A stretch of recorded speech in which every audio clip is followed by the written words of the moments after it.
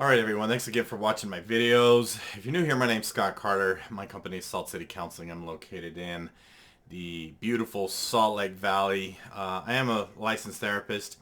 If you like this content, make sure you like, subscribe, share, all that good stuff. You know what to do. Go check out my second channel called Wisdom and Brews. I would link it if I didn't have so much to do. Um, But thanks for watching. Thanks for tuning in. If you want to take my Udemy courses on high conflict co-parenting and high conflict divorce and custody, the links are below. I have more courses coming. I'm hopefully going to be finishing soon my course on parental alienation and also my teen parenting course, my parenting 4x4. So let's get into it. Let's get into this topic here. This is, to me, probably the number one mistake that people make when they are attempting to co-parent with someone who's narcissistic or borderline. Again, there's a lot of overlap in their behaviors, and so it's interesting to see how, because to me, narcissism and borderline are very likely two different variations of the same mental health or the same mental illness. I was going to say mental health disorder, but they're mental illnesses without a doubt. What's interesting to me is it seems like co-parenting with a narcissist is almost identical to co-parenting with someone who has borderline. Same with the custody battle, the power struggling, the issues, the craziness, the inconsistencies, the unpredictability. It's like across the board. It's almost, you can't even tell the difference between someone who has narcissism or someone who has borderline when it comes to family court and custody, co-parenting, that type of stuff. So what is the number one mistake that people make, I believe, when they're attempting to co-parent with someone who has one of these personality disorders? I believe that I spoke to this in an earlier video that maybe I recorded. It could have been more than a year or two old.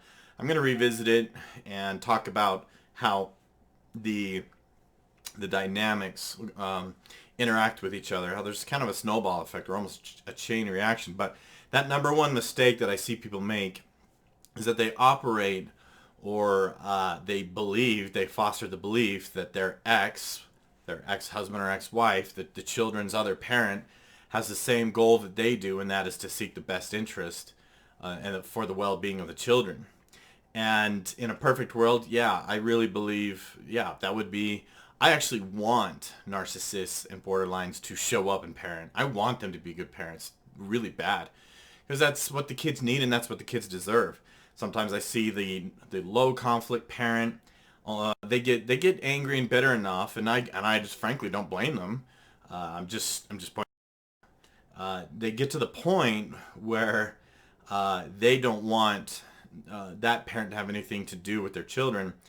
And I actually want them to show up and be good parents. Can they be? That's a whole other video. But the biggest mistake I believe that you can make going into these situations is holding on to the belief or the idea or just believing that they want the same thing that you do and seeking what's best for the kids.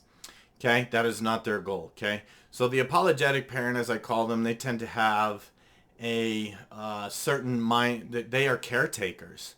They're very, very much caretakers, and so their primary focus is usually on taking care of the kids. They can't be overprotective. I just did a video on that and how overprotective they can be, and so they tend to view the world through that caretaking lens, that other people want those same outcomes for the children.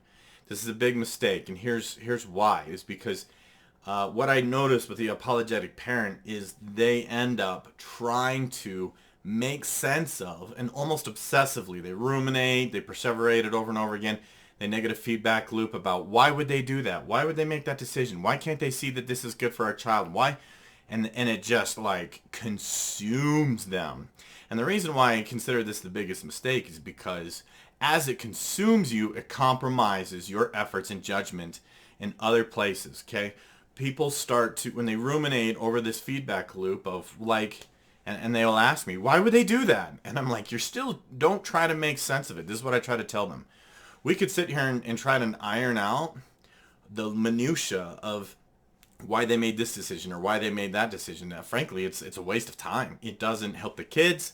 It doesn't help you. It doesn't help the situation. All it does is generate more crazy. It's just a hamster wheel of insanity. So when people ask me, why would they do A? I would say, don't try and make sense of their behavior, okay? You can't compete with crazy. And the baseline answer is they care less. Frankly, people with personality disorders, here's the thing. Here's what you have to understand is that for a lot of them, their emotional development is severely arrested. Even if they're 45, emotionally, they might be 8 years old. And they don't perceive this need to protect a child. I'm relatively convinced that, let's say that you had a narcissistic or borderline parent and they were in the woods with their child and a bear starts chasing them. I'm relatively convinced they might trip the child just to save themselves. But think about that thinking in general of that's just self-preservation. That is their goal. They don't think about the children like you think about the children. They think about themselves. What's interesting is as much as the narcissistic or borderline parent thinks about themselves is in direct proportion to how much the apologetic parent doesn't think about themselves. I encourage these people to increase their self-care. Take care of yourself more.